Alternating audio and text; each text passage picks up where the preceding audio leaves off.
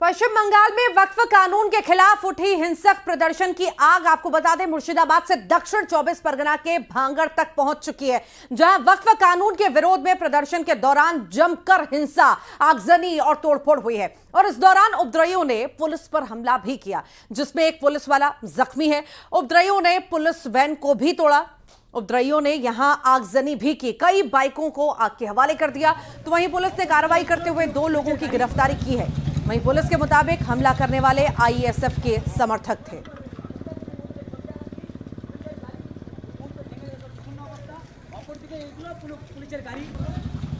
ये तस्वीरें आप देख रहे हैं हिंसक प्रदर्शन के बाद, जब पुलिस ने रोका, लाठीचार्ज किया, उसके बाद और ज्यादा हिंसक ये लोग हो गए और तोड़फोड़ की गई, गाड़ियों में आग लगा दी गई।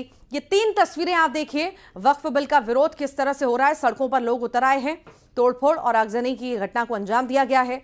वक्फ बिल का विरोध लगातार जारी है देश के अलग अलग हिस्सों में, और इसी बीच पश्चिम बंगाल में हालात बेकाबू होते हुए नजर आ रहे हैं।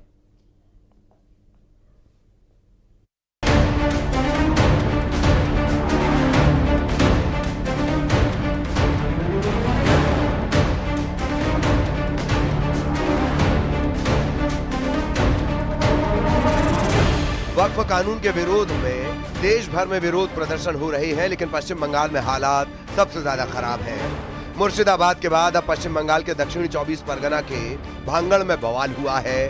वक्फ कानून के विरोध प्रदर्शन के दौरान जमकर हिंसा और तोड़फोड़ हुई। उपद्रवियों ने आगजनी भी की है और कई बाइकों को आग के हवाले कर दिया। उपद्रव कर रहे लोगों ने पुलिस पर भी हमला किया, इसमें एक पुलिस वाला जख्मी हो गया। उपद्रवियों ने पुलिस वैन को भी तोड़ डाला।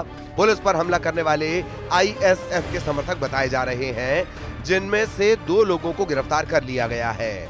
उधर मुर्शिदाबाद में हालात तनावपूर्ण बने हैं। इस बीच बीजेपी ने आज एक वीडियो जारी किया।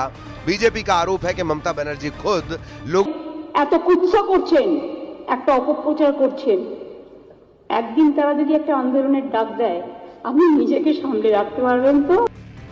उधर सवाल यह भी है कि इतनी बड़ी हिंसा और सैकड़ों हिंदुओं का पलायन बंगाल सरकार के लिए कोई मायने नहीं रखता। कम से कम टीएमसी नेता फिरहाद हाकिम का बयान तो यही बता रहा है। जिन्हें लगता है कि मुर्शिदाबाद से हिंदुओं का पलायन नहीं हुआ, बल्कि वो एक जिले से दूसरे जिले में आए हैं। ऐसा कोई बात नहीं है, यहाँ पर ऐसा कोई परिस्थिति नहीं है।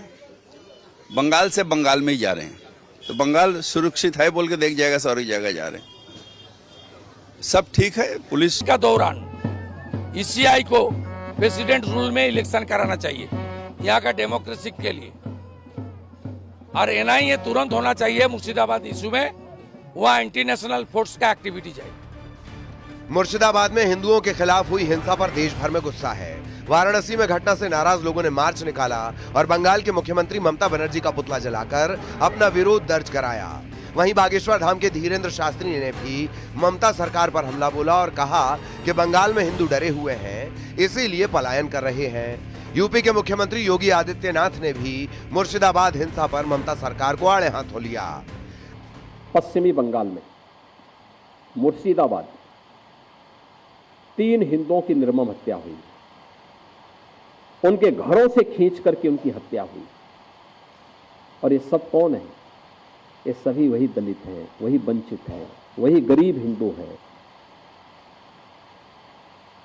जिसको इस जमीन का सर्वाधिक लाभ मिलने वाला है,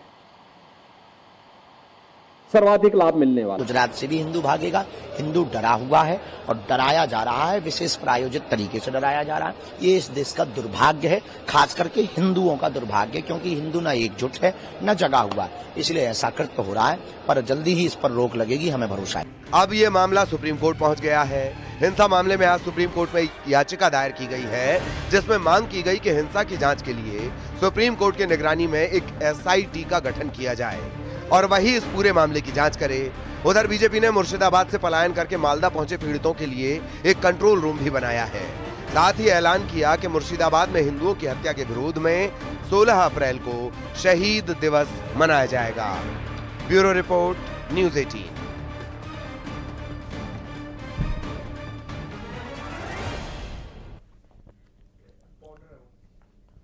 पश्चिम बंगाल के मुर्शिदाबाद में वक्फ कानून के विरोध में हुई हिंसा के बाद हालात भले ही सामान्य हो गए हैं, लेकिन इस हिंसा के बीच जो कहानियां निकल कर आ रही हैं वो बेहद डराने वाली हैं। आरोप है कि हथियारों के बल पर अराजक भीड़ ने हैवानियत की हदों को पार कर दिया।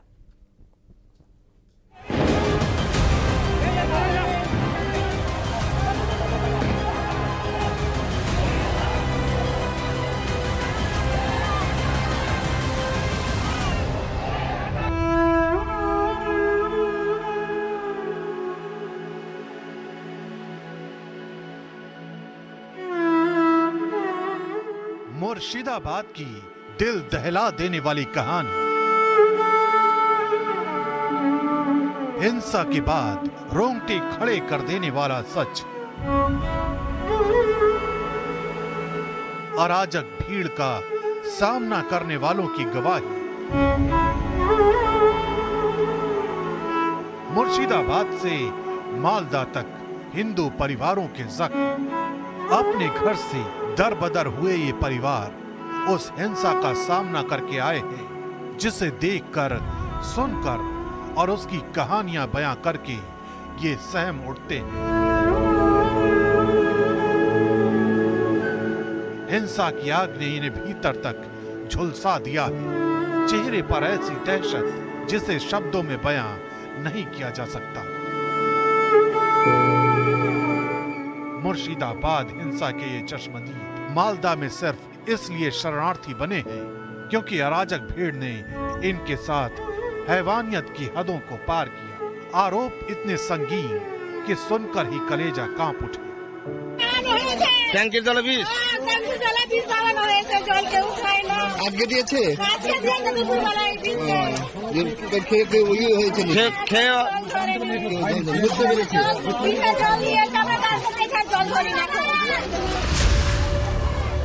वक्फ कानून के विरोध में हिंसा ऐसी भड़की कि मुर्शिदाबाद में सारा सिस्टम धराशायी हो गया। घरों में तोड़फोड़, सड़कों पर आग जली, महिलाओं से छेड़छाड़ और जिंदगी छीन लेने की साजिश। सब कुछ एक झटके में तहस नहस कर दिया गया।